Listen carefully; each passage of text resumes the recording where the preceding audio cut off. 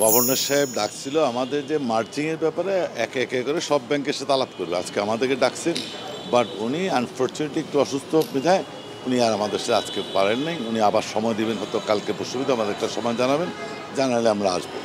এইটুকু, আর কিন্তু কথা হয়নি। মার্জারের বিষয়ে তো আমরা খুব ভালোই ছিলাম, ভালোই আছি, বাট এখন মার্জারের কারণে এখন কেউ ডিপোজিট হয় না। ডিপোজিট না হওয়াতে আমরা কোনো যতটুকু রিকভার করতে পারতেছি চেষ্টা করছি রিকভারের জন্য, প্রচণ্ড কাজ করতেছে ব্রাঞ্চ এবং সবাই।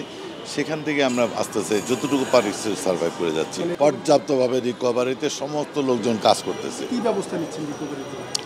তাদের সাথে আলাপ আলোচনার মাধ্যমে করা হচ্ছে। তাদের অনেকের আপনার ক্লাসিফাইড হয়ে যাচ্ছে, সেইভাবে তারা ঘুরে দাঁড়ানোর চেষ্টা করছে। আবার অনেকের নামে প্রপার্টি অকশনে চলে গেছে।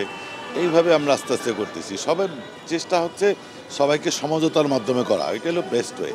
আমাদের তো বিশাল বড় পার্টি আছে, ক্লায়েন্ট আছে, প্লাস অ্যাজ ওয়েল এজ আমাদের এক্সপোর্ট, কিন্তু আমরা মোর দেন 5% অফ টোটাল এক্সপোর্ট করি এক্সিম ব্যাংক। তাইলে আপনি চিন্তা করেন বাংলাদেশে এক্সপোর্টের 5% এবং কি বাকি 50টা ব্যাংক তাহলে কত পার্সেন্ট করে? আমরা তো ওই দিক থেকে সবচেয়ে বড় অ্যাডভান্টেজ আমাদের। এক্সপোর্টার যদি আমাদের সাথে থাকে, ইম্পোর্টারও আছে, তাহলে আমাদের প্রবলেম থাকার কথা না। আপনি কি আত্মবিশ্বাসী যে বাংলাদেশ ব্যাংক যদি আপনাদেরকে 2 বছর সময় দেয়? শতভাগ আত্মবিশ্বাসী, শতভাগ।